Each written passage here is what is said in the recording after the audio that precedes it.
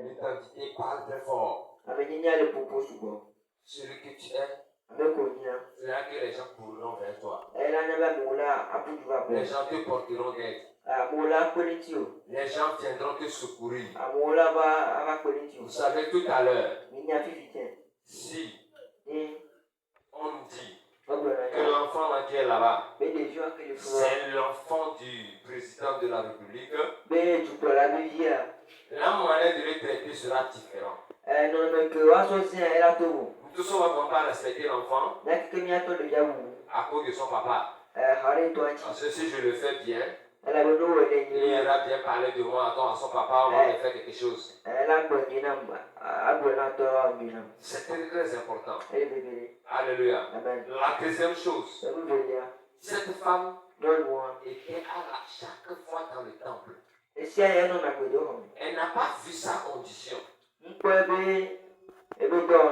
mais. Elle n'a pas vu qu'elle est courbée. Et elle n'est pas digne d'être dans la maison de Dieu. Mais chaque temps, elle est dans la maison de Dieu. Ce qui montre que malgré sa situation, elle continue de croire à Dieu. Oh, alléluia. Elle continue de croire à Dieu.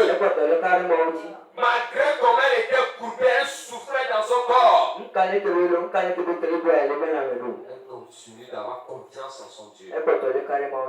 Est-ce que toi tu as confiance en ton Dieu? Dans ta situation, est-ce que tu continues d'être accroché à Dieu ou bien c'est maintenant tu te détaches de Dieu? Il y a certaines personnes, c'est quand la situation vient, ils commencent par insulter Dieu. Ils commencent par manquer l'église. Ils commencent par manquer l'assemblée des saints. On ne le voit plus. Parce qu'il y a un problème. Ils attendent que Dieu le visite d'abord. Alléluia.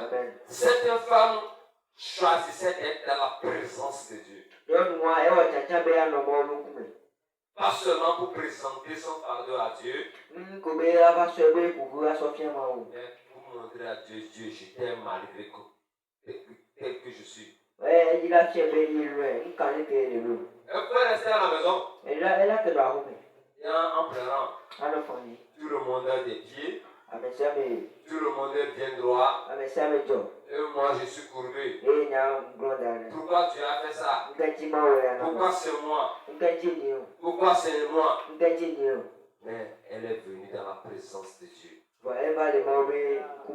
Et c'est parce qu'elle est venue dans la présence de Dieu que Jésus l'a remarqué. Elle était à la maison. Elle n'aura pas son miracle. Alléluia. Elle ne sera pas visitée. Quel que soit comment la situation est, tu dois avoir la foi.